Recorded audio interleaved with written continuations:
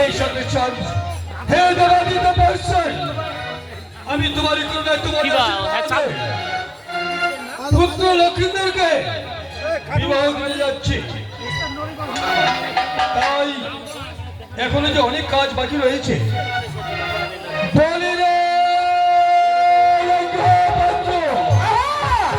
আরে নয়া গেলু শ্বশুর বাড়ি, শাশুড়ি টানা টানি মাছ মাংস খাবায় মনায় না,